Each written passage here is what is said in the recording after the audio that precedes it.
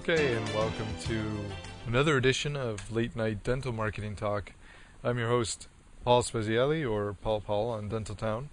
Tonight we're going to be talking about how to double or more your results on your current marketing. Whatever money you're spending on your marketing, getting more out of that, getting more patients in, getting more calls in, getting more production out of it, and lowering your cost for your marketing. Actually, this is a question that I get a lot because a lot of dentists are trying to do marketing, and usually it's a result of a big dental company sending out tens of thousands of flyers and it's not working. It only works in rural areas, or it works minimally, and it's a lot of money spent, and not a lot of dentists want to take the risk to spend tens of thousands of dollars on a one-shot deal that they don't know is going to work, and it's just some piece of paper folded over. Okay? It just doesn't happen anymore, and of course you want to make sure that you get the best results possible for every dollar that you put into it. If you are going to be spending money to send out 10,000 flyers, then you want to make sure that it's tweaked enough so that you're getting 300-400% return, more new patient calls from it. Now, the following strategies that I'm going to be telling you about are the result of me testing different things. And now I mentioned before that I always split test things. So I have a control and I have a test. And I always test them against each other at the same time. And one will generate more calls than the other. And then I take that one as the winner, and then I toss the other one and try again. By doing that, you can accomplish great things and get a lot of results very quickly. And that's one of the reasons why I've been able to grow the results for my patients. In one case, we had internet ads. When I first started out, I put the internet ads, we're getting 3 to 5 new patient calls a month. And then at this time, a few months later, after all those tweaking, after all the tests and getting a few percent here, a few percent there, it all compounded, and now we're getting 22 new patients a month from the same cost that we're spending. Okay. So in order to grow your marketing, in order to make more results come out of the existing marketing that you're spending, you have to know what results you're getting now. Unless you're tracking your inquiries, you have no idea. If you're just looking at bookings, then you're ignoring all the variables in between the call and the book itself. So what are you getting? So you make sure that you're testing and tracking all your marketing. If you're saying of 5 different things, each one of those things should have a different way of tracking to make sure that you know what's. You can't rely on a staff member to always ask, how did you hear about us? I did that in the beginning when I first started off, and I gave the staff a little sheet to mark it off, and it was going well for a while, but eventually I noticed it stopped happening. It was going away slowly, and I'd remind them, and it would pick back up. But we can't have that.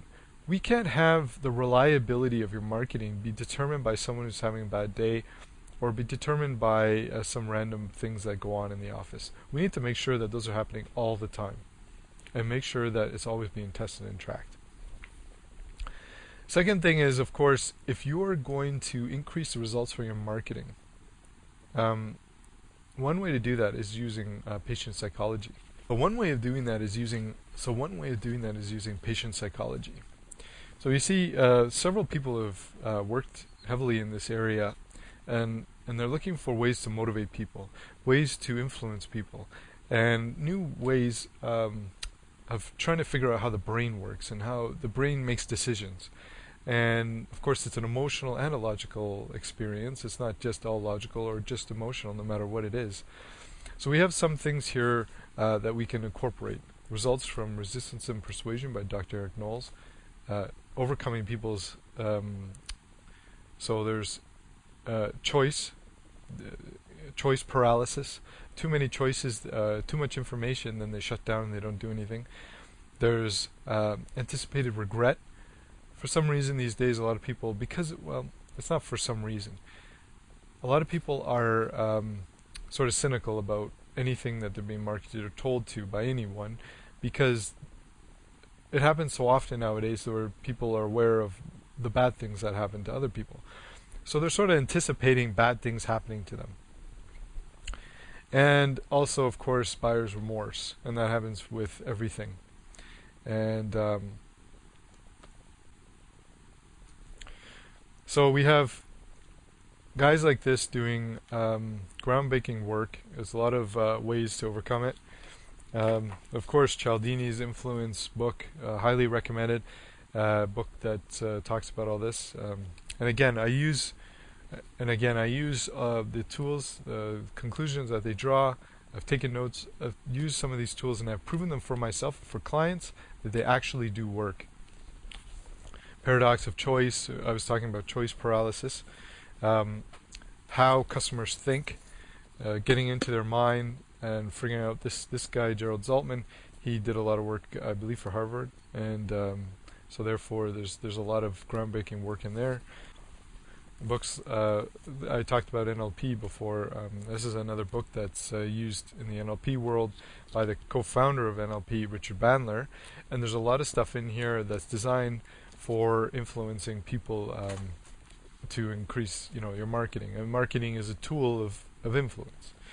Of course, there's sleight of mouth, which helps you overcome a lot of their objections, and that's the final stage when people have called in. Getting them calling in, and then getting them to accept your treatment is, two different things. So this helps you with the latter. And of course, Bill Glazer's, Dan Kennedy's protege, did a book about outrageous advertising, make it controversial, how to make it interesting, get attention, that kind of thing. And I've tested out a lot of concepts in here, and they do work, and I recommend that. But fortunately, I've put all that into my marketing already, so there's you don't have to go out and read all those books, although I highly recommend it if you do. The other thing is looking at it from their perspective. A lot of dentists market. A lot of times when I go in with a new client, I see that they have an ad piece that just talks about their clinic.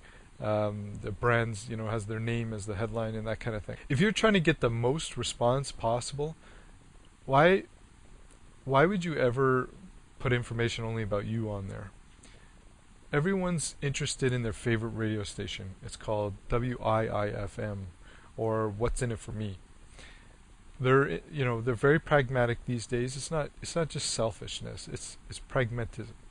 So think about a person that's sitting at home. They had a long day of work. They spent hours there. They spent hours commuting.